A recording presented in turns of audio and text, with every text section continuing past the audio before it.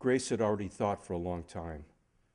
She had known that if she were not shot when the gangsters arrived, she would be faced with her father's suggestion that she return to become a conspirator with him and his gang of thugs and felons, and she did not need any walk to reconsider her response to that.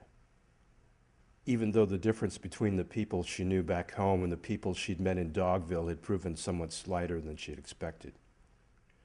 Grace looked at the gooseberry bushes, so fragile in the smooth darkness. It was good to know that if you did not treat them ill, they would be there come spring as always, and come summer, they'd again be bursting with the quite incomprehensible quantity of berries that were so good in the pies, especially with cinnamon. Grace looked at the frightened faces behind the window panes that were following her every step and felt ashamed of being part of inflicting that fear. How could she ever hate them? For what was at bottom merely their weakness? She would probably have done things like those that had befallen her if she'd lived in one of these houses, to measure them by her own yardstick, as her father put it.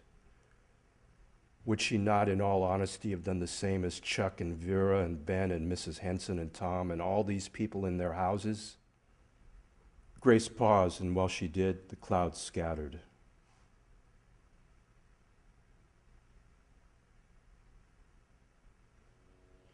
And let the moonlight through, and Dogville underwent another of those little changes of light.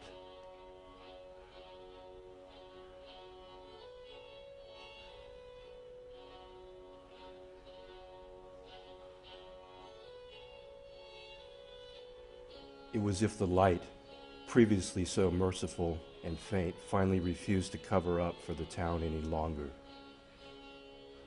Suddenly, you could no longer imagine a berry that would appear one day on a gooseberry bush, but only see the thorn that was there right now. The light now penetrated every unevenness and flaw in the buildings and in the people. And all of a sudden, she knew the answer to her question all too well. If she had acted like them, she could not have defended a single one of her actions and could not have condemned them harshly enough.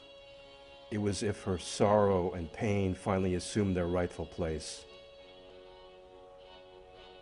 No, what they had done was not good enough, and if one had the power to put it to rights, it was one's duty to do so for the sake of the other towns, for the sake of humanity, and not least, for the sake of the human being that was Grace herself.